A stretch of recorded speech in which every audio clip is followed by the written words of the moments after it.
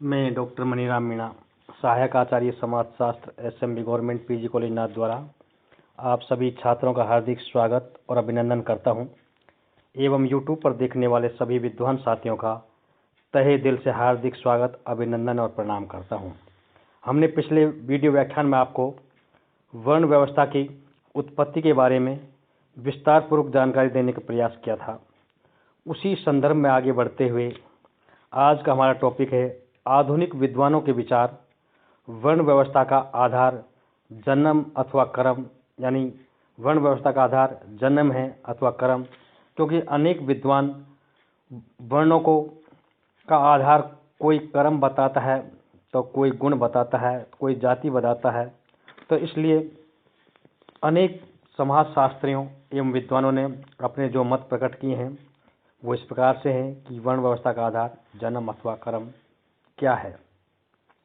अनेक विद्वानों के विचार इस प्रकार से हैं। वर्ण व्यवस्था के संबंध में एक मूल प्रश्न ये उठता है कि व्यक्ति को किसी वर्ण विशेष की सदस्यता गुण तथा कर्म के आधार पर प्राप्त हुआ करती थी अथवा जन्म के आधार पर। साधारणतः गुण तथा कर्म के आधार पर वर्ण का निर्धारण हुआ करता था, लेकिन फिर भी इस संबंध में अनेक विद्वानों में भिन्नता एवं अलग अलग मत पाए जाते हैं, जो इस प्रकार से हैं।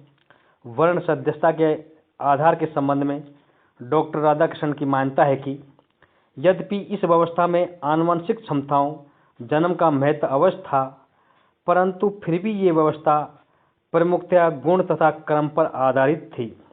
आपने महाभारत तथा इसके पूर्व के काल की प्रमुख घटनाओं के आधार पर ये स्पष्ट किया है कि उस समय वर्ण परिवर्तन संभव था, क्योंकि विश्वामित्र, राजा जनक, महामुनि व्यास, वाल्मीकि, अजीमीड एवं पुरामीड अपने गुण तथा क्रम के आधार पर अपना वर्ण परिवर्तन कर पाए थे। यदि वर्ण का निर्धारण का आधार जन्म होता तो इन लोगों के लिए अपने वर्ण को बदलकर किसी अन्य वर्ण की सदस्यता प्राप्त करना किसी भी सूरत में संभव नहीं हो पाता था। व्यक्ति अपने कर्म के अनुसार किसी भी वर्ण की सदस्यता प्राप्त कर सकता था। इससे ये स्पष्ट है कि वर्ण का आधार गुण तथा कर्म था, न कि जन्म। यानी डॉक्टर राधाकृष्णन कहते हैं कि उनके विचार के अनुसार वर्ण का आधार गुण तथा कर्म था, जन्म नहीं था। Professor GS. घुरिये ने भी अपने विचार इस प्रकार से व्यक्त किए हैं। जी.एस. घुरिये ने वर्ण निर्धारण में व्यक्तिगत विशेषताओं को महत्व दिया है। घुरिये ने बताया है कि वर्ण का संबंध रंग से है। घुरिये के अनुसार आरंभ में भारत में केवल दो ही वर्ण थे, एक आर्य और दूसरा दास या दस्यु। आर्यों ने विजेता होने के कारण अपने को उच्च और यहाँ के पराजित मूल निवासी द्रविड़ों को निम्न समझा। उन्होंने अपने को द्विज एवं द्रविड़ों को दास या दस्यु कहा। कालांतर में जैसे जैसे वर्णों की संख्या बढ़ती गई, उसके साथ साथ ही उनके कर्मों में भी भिन्नता आती चली गई। कर्मों की भिन्नता के फलस्वरूप ही आर्य द्विज वर्ण और ब्राह्मण, क्षत्रिय और वैश्य वर्णों में विभाजित हो गए। इन तीनों वर्णों के एक ही आर्य प्रजाति अथवा द्विज वर्ण से संबंधित होने के कारण प्रारंभ में इनमें खान पान और विवाह के संबंध पाए जाते थे और वे एक दूसरे के साथ सामाजिक संपर्क में रख सकते थे। Doctor KM. पाणिकर के अनुसार के.एम. पाणिकर ने तथ्यों के आधार पर ये प्रमाणित करने का प्रयत्न किया है कि वर्ण सदस्यता का आधार कर्म था, न कि जन्म। वर्ण का संबंध व्यवसाय के साथ रहा है। यदि जन्म के आधार पर ही वर्ण सदस्यता का निर्धारण होता तो किसी भी वर्ण के लिए अपना व्यवसाय बदलना किसी भी रूप में संभव नहीं होता। लेकिन प्राचीन ग्रंथों में ये प्रमाणित होता है कि ब्राह्मण धर्म कार्यों के संपादन और अध्ययन के अतिरिक्त औषधि, शस्त्र निर्माण और प्रशासन संबंधी कार्यों में भी लगे हुए होते थे। वैदिक साहित्य में भी कहीं ऐसा कोई उदाहरण नहीं मिलता जिसके आधार पर यह कहा जा सके कि लोगों के लिए जन्म के आधार पर ही व्यवसाय को चुनना अनिवार्य था।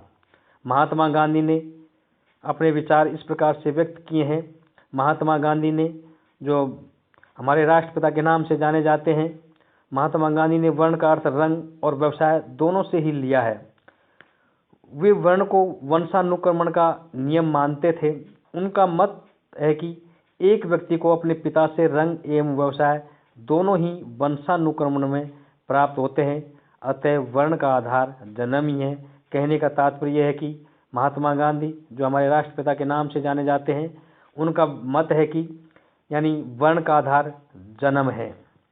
बसंत कुमार चट्टोपाध्याय भी वर्ण का आधार जन्म ही मानते हैं, न कि कर्म।